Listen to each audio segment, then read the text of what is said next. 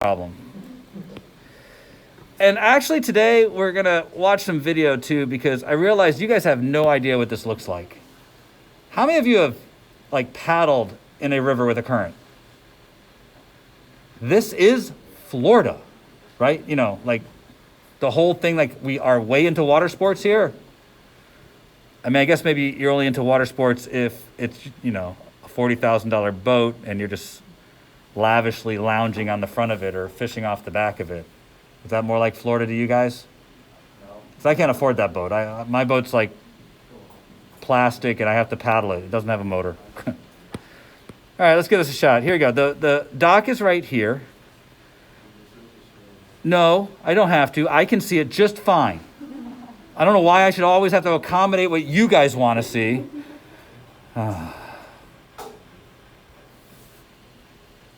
There. You're welcome. Tell you what, I'm just going to disappear. I don't even want to be part of this anymore. No, I like being up there. It satisfies my, my need to be there. So there, that'll be better. You have to just deal with that now. So if you can't see it, that's your problem. My big head's in the way. I'm happy about that. Just the way it's going to be now today. It's just been one of those days. They're all one of those days. Have you noticed? I have. There, I will move. I've noticed I always need stuff down there in that corner. Maybe I'll put myself over here. There. Weep. There. And now I'm going to do potato head. Why not? So it's just potato. So I'm just looking over the edge. Why don't somebody turn the lights off? You can't see it anyways. Why'd you even ask me to switch it if you weren't going to turn the lights off? Come on. People home can see it. There. Yeah. All right, so the boat has to travel in this straight line. Correct? I mean, that's the goal here. But unfortunately, the current is pushing the boat to the right. So if they point themselves at the dock, they'll end up over there. Or worse, if it's real life, they will kind of go in a circle as they keep trying to point themselves towards the dock, and the current pushes them until they hit the shore. Anybody who's actually tried to paddle against incoming tide knows what I'm talking about. So in order to travel along the straight line, the person who's paddling needs to angle the boat into the current so that the current can push them back along this line. Now, to do this problem, you don't need any of the fancy stuff we've been talking about. You can do this problem using just a little bit of trig. But the first thing I do want to point out is I gave you that set of steps because it works and will work for more complicated cases, like the very next one we're going to do. So I want to make sure you understand that there is a reason why I wanted to teach you a more profound way of doing it. Second, the 200 meters is not a distraction, but it can't be used yet. You can't add a displacement vector to a velocity vector because they interact differently. So all I can actually do is add together the velocity vectors. Unfortunately, I don't know what this angle is. In fact, that's the whole goal here. So let's consider what we do know. We know quite a bit about the water.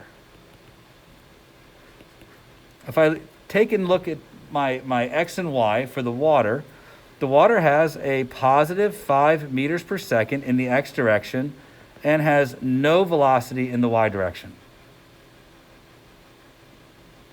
At the same time, the boat, it's going to turn so that it has some velocity in the x direction. In fact, it's going to be -8 sine theta. I'm getting that because when I draw a triangle,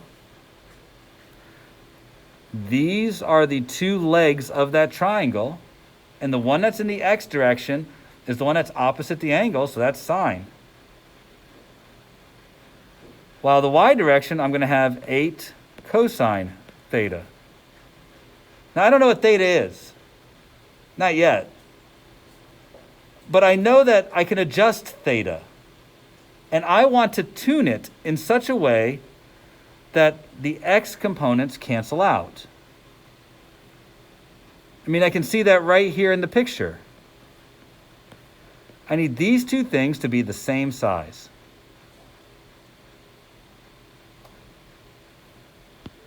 Now, this will get me the angle. I can add those up and get 5 equals 8 sine theta. And now I can get theta. Now, it's not the answer. You want to figure out how long it takes the boat to traverse the river. Well, now that I know what the angle is, I can come up with the y velocity, the actual relative velocity relative to the shore. With that, combined with knowing that it's 200 meters across, I could figure it out. First, what is this angle? Somebody's worked it out.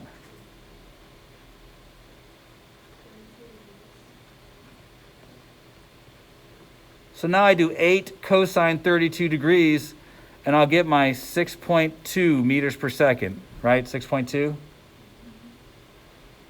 So if I want to know how long it's going to take for me to get across the river, well, 200 meters divided by 6.2 meters per second should give me my 32 seconds. So I have to, yeah. I don't think that angle is right. What do you think it should be? 38.7. Okay. I'm willing to take anybody's word on it. I didn't calculate it. I got the same thing. You get 32 if you do 8 as the like resulting straight up. Oh, you did tangent. Gotcha. Well, we don't want to do that. So 38 point what? 0.7. And that's going to change how fast you're going. No, you still go 6.24 meters per second. Oh, okay. Well, goody. That still means it's 32 seconds.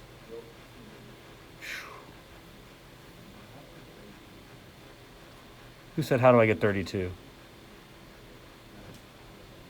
You sure? Would you like me to explain it anyways? No, I got 32 yesterday. Oh, okay.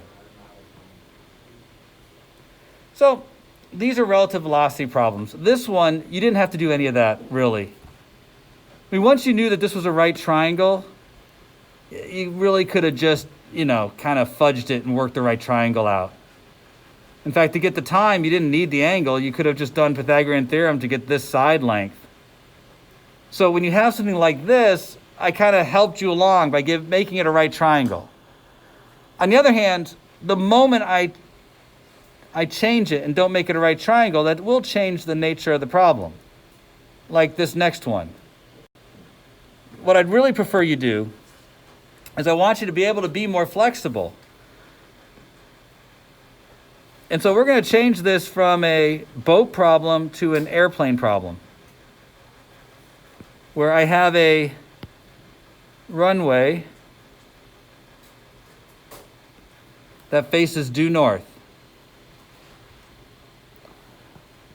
In order for a plane to land, it must maintain an airspeed of 100 kilometers an hour. That's an airspeed, so relative to the air. You guys might not fully appreciate how planes work, and you don't have to, but planes can't point their nose downwards to land. They have to point their nose upwards to land so they can land on the more shock-absorbing rear wheels, which are near the center of mass of the plane, so they don't destroy the plane and crash into the ground. So in order to do so, the plane needs to fall out of the sky, not be driven out of the sky. So they reduce the speed to a point where its weight is greater than the lift force on the wings. So all planes have a kind of a range of landing speeds they have to maintain to gently fall out of the sky. But they're falling. Now, if there's a wind blowing,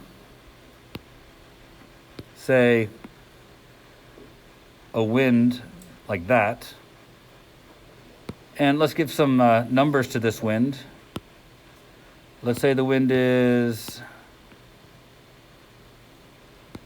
there, so 30 degrees north of east at 40 kilometers an hour.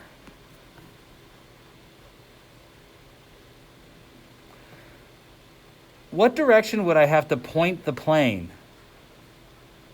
in order for it to actually land on the runway with this crosswind? I don't think you have the answer yet, but... Oh, I was gonna say like north on east, like Oh, no, I'm going to want like the heading. Now, to fully appreciate this, this is actually a pretty heavy crosswind under this circumstance, James. I'm sorry, it's north of west. Yeah, I'm sorry, north of west. To get an idea of what this looks, strongly encourage you to redraw this. Yeah. For him to land, I want him to be traveling north along the runway.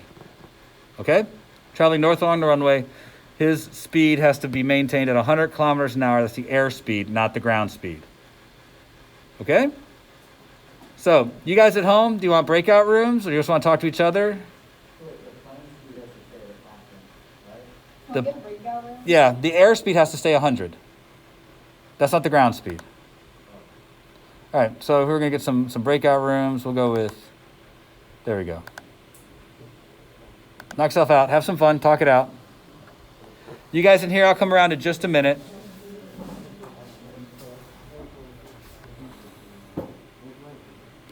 Is the speed of the plane relative to the air. The ground speed is going to be the combination of the plane's airspeed and the wind speed. So that would be, this red arrow is going to be what the plane will do relative to the ground.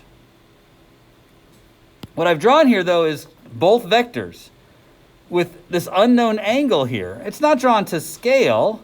It's for reference to help us figure out what we know is happening. Ultimately, the thing that we have to come to grips with is that the result of our combination of vectors will be that there is no x component. That's how we know the plane is traveling just along the runway. The wind has two components. It has clearly a component in the x direction, and it has a component in the y direction. From what I've drawn here, the x component is going to be 40 cosine 30 degrees. And the y component is going to be 40 sine 30 degrees. The plane, on the other hand, has a component in this direction. That's going to be 100 cosine our unknown angle. And it's going to have a component in this direction, which is going to be 100 sine our unknown angle.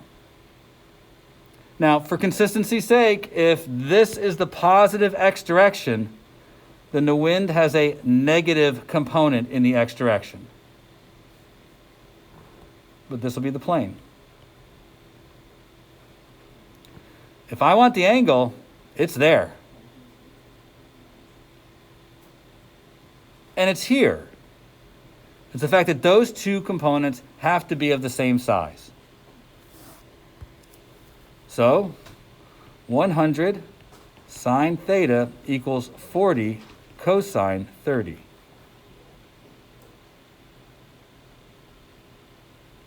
This gives you your angle.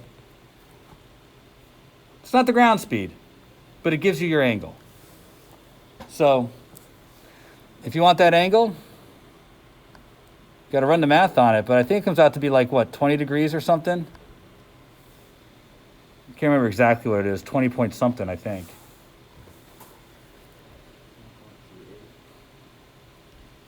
Let's go 20.3.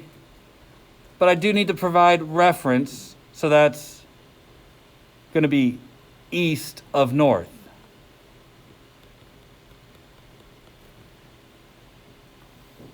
Now, this is not the ground speed. This is not how fast the plane is going relative to the ground. If I want to know how fast it's going across the runway, I'd have to go look at that y component.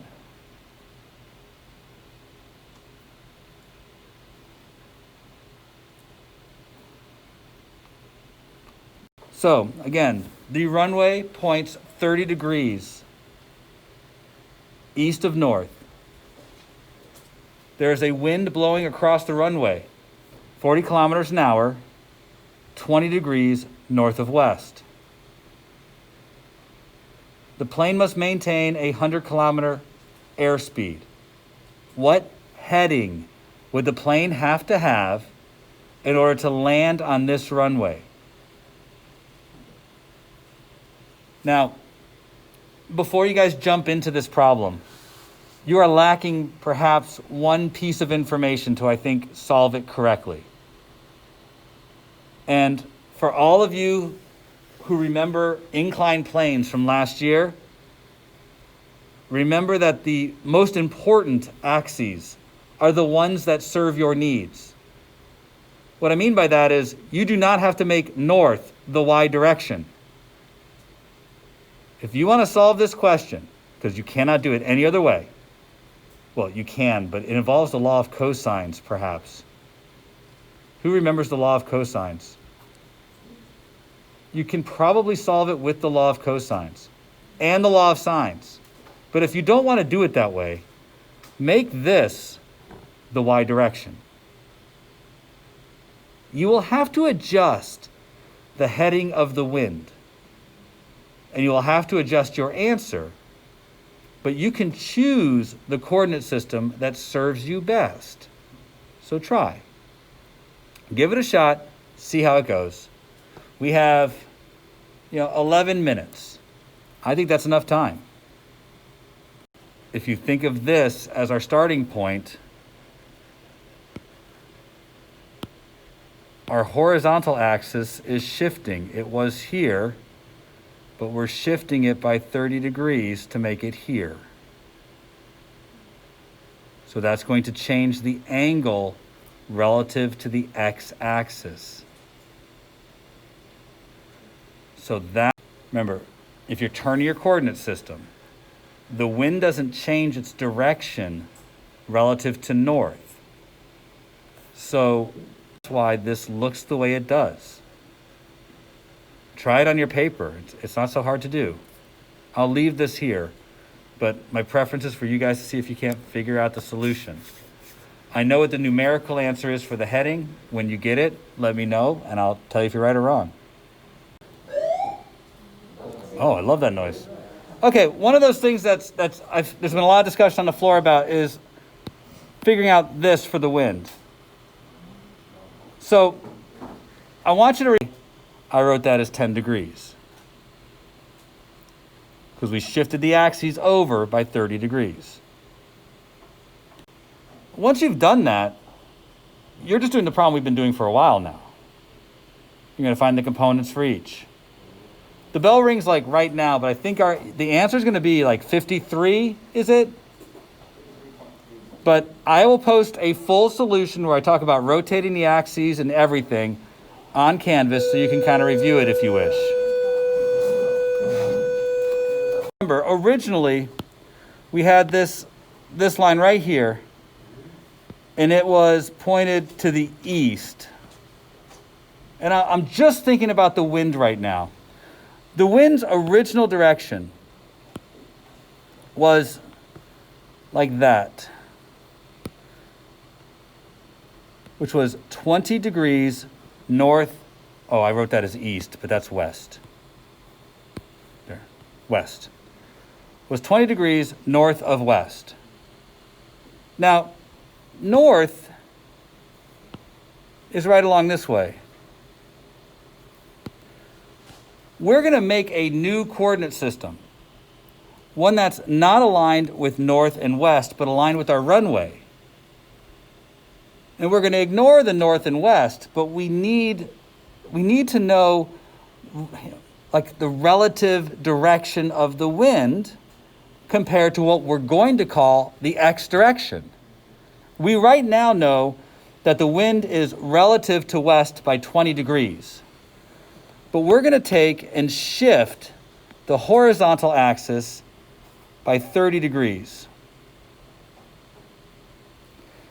And although this is not going to be west, this is going to be our x direction, because that lines up with the runway. This shift moved the axis over and is now our new point of reference for the wind, making this 10 degrees since we shifted it by 30. And that's... Does that make sense to all of you at home and all of you here in the classroom?